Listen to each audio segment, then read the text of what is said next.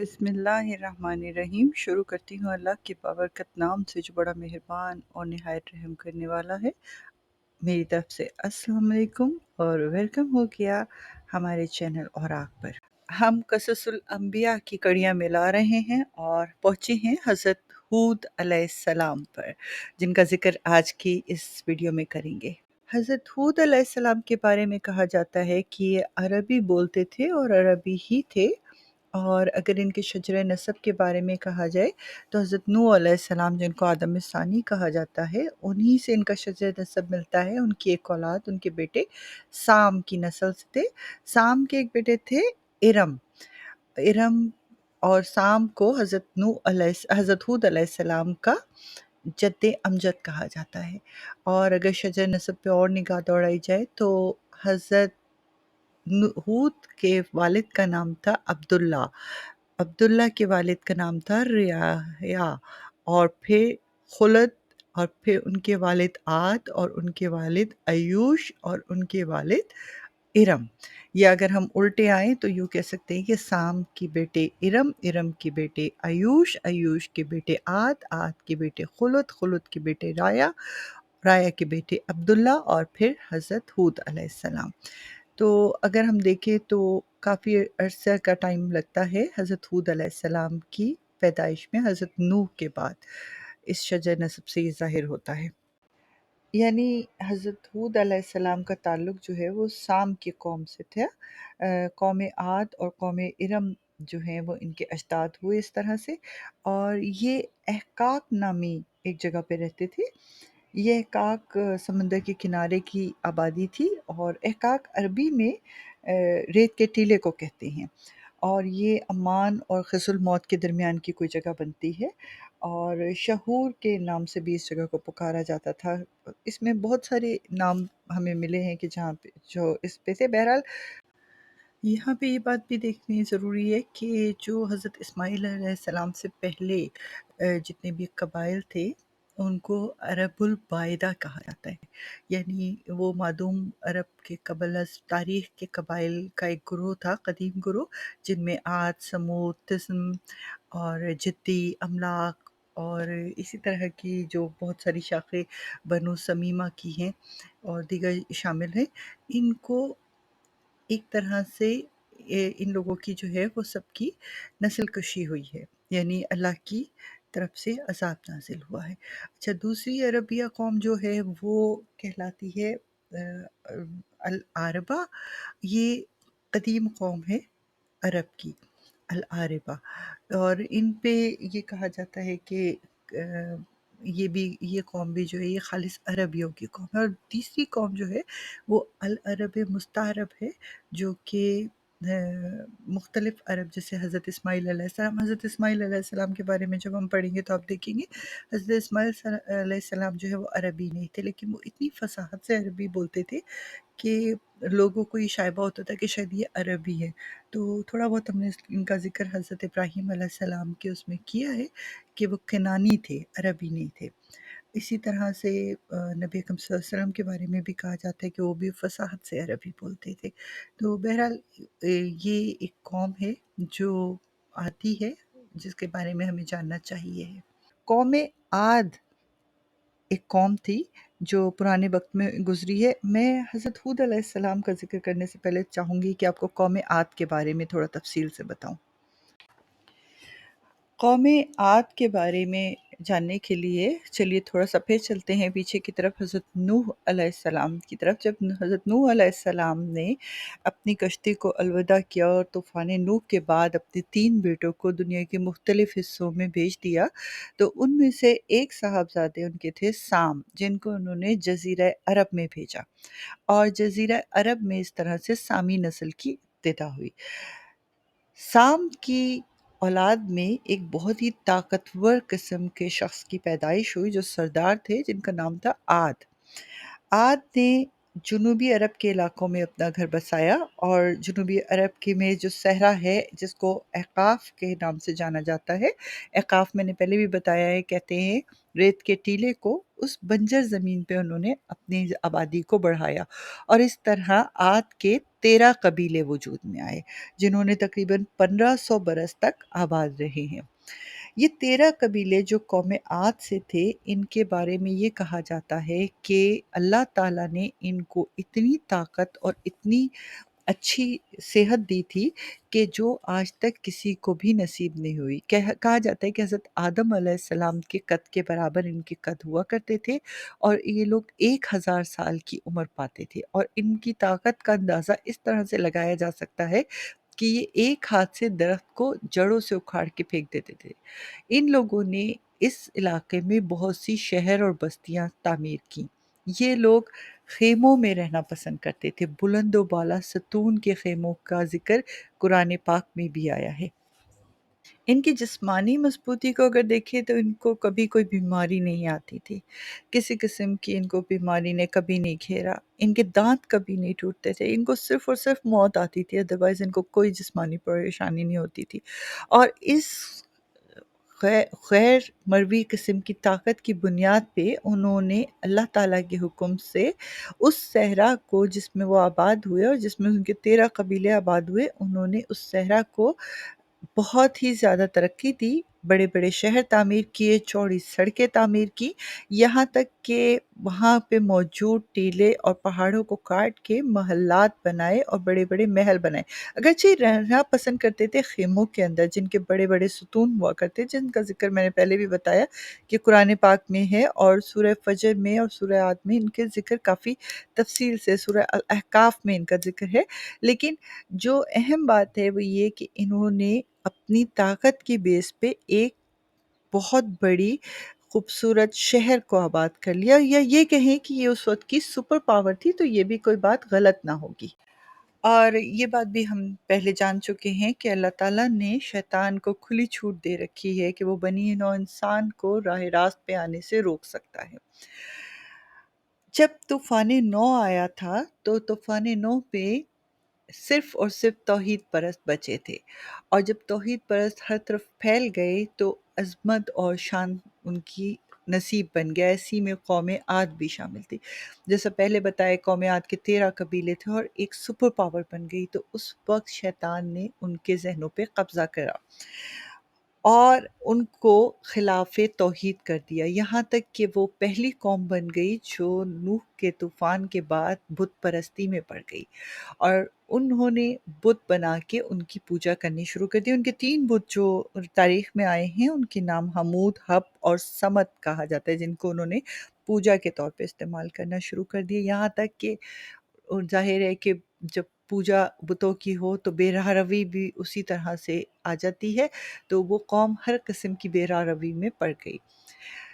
जब कौम बुरी तरह से तबाह बर्बाद हो गई, तो ऐसे में अल्लाह ताला ने हज़रत हूद अलैहिस्सलाम को, जो उन्हीं की कौम में से थे, माबूद फरमाया कि वो अ, इस कौम को राह रास्त पर ला सके। यहाँ एक बात और जो तारीख़ में आई है और जो बहुत ही काबिल ज़िक्र है कि कहा जाता है कि सबसे लंबे कद का आदमी जो था हूद की कौम में, वो 500 ज़रा, और सबसे छोटे कद का आदमी जो था वो 300 ज़रा का होता था और 1 ज़रा जो है ना वो 1.5 फीट के बराबर है। तो सोचिए कि अगर 500 को आप 1.5 फीट से मल्टीप्लाई करें तो कितने लंबे आदमी होंगे, और अगर 300 से मल्टीप्लाई करें तो कितने छोटे उस कद के आदमी होंगे, इनका आपको अंदाज़ा हो जाएगा। तो बहरहाल जब ये कौम नाफरमानी की हुदूद को पहुंच गई, तो अल्लाह ताला ने हज़रत हूद अलैहिस्सलाम को ज़िम्मेदारी दी और नबूवत अता फ़रमाई और हुक्म दिया कि इस कौम को राह रास्त पे लाने की कोशिश करें। हज़रत हूद अलैहिस्सलाम ने 50 बरस तक इस कौम के लिए काम किया। हज़रत हूद अलैहिस्सलाम की उम्र मुबारक 150 बरस बताई जाती है और कहा जाता है कि 50 बरस की उम्र में नबूवत उनको अता की गई थी। तो 50 बरस के बाद उन्होंने मज़ीद 50 बरस तक इस कौम पे काम किया और यहाँ तक हुआ कि ये कौम के लोग जो हैं वो जैसे आम नबियों का, पहले नबियों का मज़ाक उड़ाया करते थे और हमने देखा कि तमाम नबियों का मज़ाक उड़ाया गया, ऐसे ही हज़रत हूद अलैहिस्सलाम के साथ भी हुआ और उनका बेइंतहा मज़ाक उड़ाया जाने लगा। बल्कि यहाँ तक कहा जाता था कि ये तो शायद ذہنی توازن کھو بیٹھا ہے، اور یا ہمارے کسی بت نے اس کے اوپر کوئی اثر کر دیا ہے، اور یہ اس کی وجہ سے ذہنی طور پہ خراب ہو گیا ہے اور اس قسم کی باتیں کرتا ہے۔ غرض 50 برس گزر گئے اور حضرت ہود علیہ السلام کی بارہا کوششوں کے باوجود بھی بہت کم لوگ تھے جو راہ حق پہ آ سکے۔ ہمیں قرآن پاک میں کئی جگہ سورہ فجر میں، سورہ الاعراف میں، سورہ حامیم سجدہ میں اور سورہ احقاف میں ہمیں کئی جگہوں پہ قوم عاد کے بارے میں کافی ڈیٹیل ملتی ہے، اور یہ ساری ڈیٹیلز ہم نے وہیں سے لی ہیں۔ ایک بات جو عام ہے وہ یہ ہے کہ جب نبی کو جھٹلایا جاتا ہے تو قہر الہی آتا ہی آتا ہے۔ تو ایسا ہی ہوا کہ جب قوم عاد نے حضرت ہود علیہ السلام کا مذاق اڑایا اور انہیں کہا کہ اس پہ تو ہمارے کسی بت کی مار پڑی ہے اور اس کے جھپٹے میں آ گیا ہے، اور یہ ذہنی طور پہ مریض ہو گیا ہے اور اول فول کہنا شروع کر دیا ہے، یہاں تک کہ وہ قیامت کے بعد کی زندگی کو، یعنی موت کے بعد کی زندگی پہ بھی یقین نہیں رکھتے تھے، اور ان کو اس بات کا غرور تھا، تکبر تھا کہ وہ دنیا میں کبھی بھی فنا نہیں ہو سکتے۔ اور آپ کو پتہ ہے نا کہ جب سے تکبر جو ہے وہ شیطان کا خاص شیطان نے کیا ہے، جب سے تکبر جو ہے وہ ایک امتحان کی گھڑی بن گیا، تو ایسا ہی قوم عاد کے ساتھ بھی ہوا، اور انہوں نے نبی کو جھٹلایا۔ پھر حضرت ہود علیہ السلام کا صبر بھی اپنے مقام کو آ گیا، اور انہوں نے اللہ تعالیٰ سے دعا کی کہ اس قوم کو سیدھے راستے پر آنے کے لیے ایک عذاب کا سامنا کرا۔ اللہ تعالیٰ نے اپنے نبی کی گزارش کو قبول فرمایا اور پہلا کام یہ کیا کہ وہاں سے بارش بند ہو گئی۔ کہا جاتا ہے کہ کئی سالوں تک بارش نہیں ہوئی۔ بارش کے نہ ہونے کی وجہ سے سارے جو کھیت کھلیان تھے وہ سوکھ گئے، آبشاریں سوکھ گئیں، یہاں تک کہ کھانے پینے کا قہر پڑ گیا، اور وہ مرداروں کا اور جانوروں کا گوشت کھانے پر مجبور ہو گئے۔ مگر اس کے باوجود بھی اس قوم نے اپنی راہ نہ بدلی اور حضرت ہود علیہ السلام کی بات کو نہ سنا۔ اللہ تعالیٰ نے یہ چھوٹا سا امتحان ان کا لیا، لیکن وہ اس امتحان میں بھی راہ راست پر نہیں آئے۔ تو ایک دن کیا ہوا کہ ایک سیاہ بادل ان کی طرف آتا ہوا دکھائی دیا۔ اچھا، یہاں ایک بات قابل غور ہے، میں نے ایک جگہ پڑھا تھا مگر مجھے اس کا کوئی شواہد نہیں ملے کہ کچھ سرداران جو تھے عاد قوم کے، وہ خانہ کعبہ کی طرف گئے، اور اس زمانے میں بھی یہی ہوتا تھا کہ حالانکہ وہ خدا کو نہیں مانتے تھے اور وہ اندھے کے خدا کی عبادت کرنا اپنی توہین سمجھتے تھے، مگر جب بھی کوئی مشکل آتی تھی تو وہ خانہ کعبہ پہ جا کے عبادت یا دعا کیا کرتے تھے۔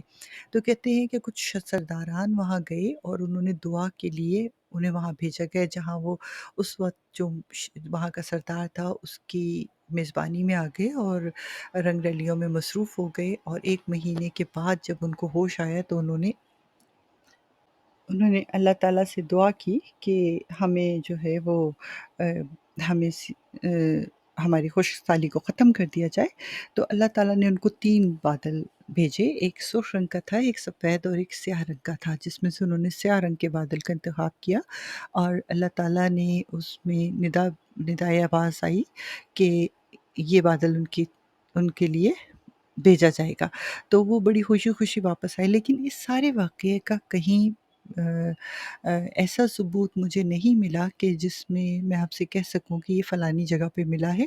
یہ ایک جگہ یا 2 جگہ میں نے پڑھا ضرور ہے، لیکن بہرحال جو واضح بات ہے وہ یہ ہے جو قرآن پاک میں لکھا ہے کہ کالے بادل کی ایک بدری جو ہے وہ آتی دکھائی دی، تو انہوں نے خوشیاں منانی شروع کر دی اس خیال سے کہ شاید یہ جو بادل نظر آ رہا ہے یہ ان کے لیے برس کر جائے گا اور خشک سالی ختم ہوگی۔ مگر حضرت ہود علیہ السلام نے جب اس بادل کو دیکھا تو وہ فوراً طور پہ سمجھ گئے کہ اس وقت جو ہے وہ قہر الہی کا وقت قریب آ گیا ہے۔ جیسا کہ آپ کو پہلے بتایا گیا ہے کہ قوم عاد کے 13 قبائل تھے، ان میں سے 2 قبائل جن کو سردار یا یہ کہیں کہ حاکمیت حاصل تھی، ان کے نام قلمان اور خلجان ہیں۔ قلمان اور خلجان نے حضرت ہود علیہ السلام کی سب سے زیادہ مخالفت کی، لیکن کچھ وقت گزرنے کے بعد خلجان جو ہے وہ حق پر آ گیا اور ایمان لے آیا۔ جب हज़रत हूद अलैहिस्सलाम ने ये देखा कि आंधी या कहर इलाही का वक्त करीब आ गया है, तो आपने अपने मानने वालों को, बाईमान लोगों को अपने साथ लिया और खतीरा नामी एक बस्ती में पनाह ले ली।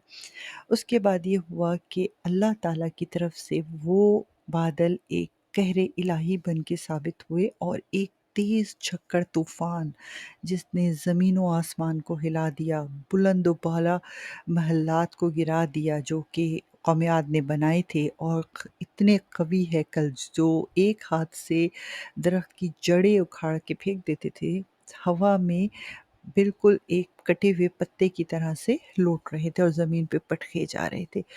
कहते हैं कि 7 दिन और 8 रातें जो हैं ये अमल जारी रहा, और उसके बाद जितना भी कौम आद थी और उनके मोहल्लात थे और उनके घर थे, उनके बड़े-बड़े सतूनों वाले ख़ीमे थे, सब के सब उस आंधी की रेत के नीचे दब के रह गए। और आज ये हाल है कि अगर उस तरफ का यानी सहरा की तरफ जाया जाता है, तो उस सहरा पे एक कोई भी शख्स ये तसव्वुर भी नहीं कर सकता कि उस सहरा में जहाँ कौम आद कभी आबाद थी, सफ़र करे, क्योंकि वो इस तरह का लकोतक दरिया सहरा बन गया है कि अगर उस पे कोई बड़ी भी चीज़ समाई जाए या वहाँ कदम रखे, तो अ, उस वो चीज़ जो है वो बिल्कुल गायब हो जाती है। एक खौफनाक सहरा की शक्ल में आज भी वो मौजूद है, जिसको अहक़ाफ़ का सहरा कहा जाता है, और यहाँ पे लोग जाते हुए आज भी बहुत डरते हैं। इसकी कभी मौका मिले तो आप इसकी डॉक्यूमेंट्री देखिएगा, तो आपको पता चलेगा कि इतना खौफनाक सहरा है वहाँ। बहरहाल, इस तरह कौम आद को अल्लाह ताला ने अपनी नाफ़रमानी के खातिर नेस्तो नाबूद कर दिया, और जो लोग एक बस्ती खतीरा में हज़रत हूद अलैहिस्सलाम के साथ थे, अहले ईमान, उनको उस आंधी ने छुआ तक नहीं। और उसके बाद फिर जब ये आंधी अपने ज़ोर को ख़त्म कर गई, तो हज़रत हूद अलैहिस्सलाम वापस आए, वहाँ पे लोगों के पड़े हुए जिस्म देखे, वहाँ पे जो भी क़यामत बर्पा हुई थी उसको देखा, अल्लाह ताला का शुक्र अदा किया कि अपने अल्लाह ताला ने उस आंधी और इस अज़ाब से उनको और उनके अहले ईमान को महफूज़ रखा है। और उसके बाद मज़ीद 50 साल तक हज़रत हूद अलैहिस्सलाम अल्लाह के बंदों को सही राह पे लाने और उनको उसकी वहदानियत को फैलाने के फ़र्ज़ को अंजाम देते रहे। अपना बहुत सारा ख़्याल रखिएगा। इंशाअल्लाह अगले क़ससुल अंबिया के साथ आपके साथ फिर हाज़िर रहेंगे बशर्ते ज़िंदगी। मेरी तरफ़ से मुझे दुआओं में याद रखिएगा। मेरी तरफ़ से आप सबको अल्लाह हाफ़िज़।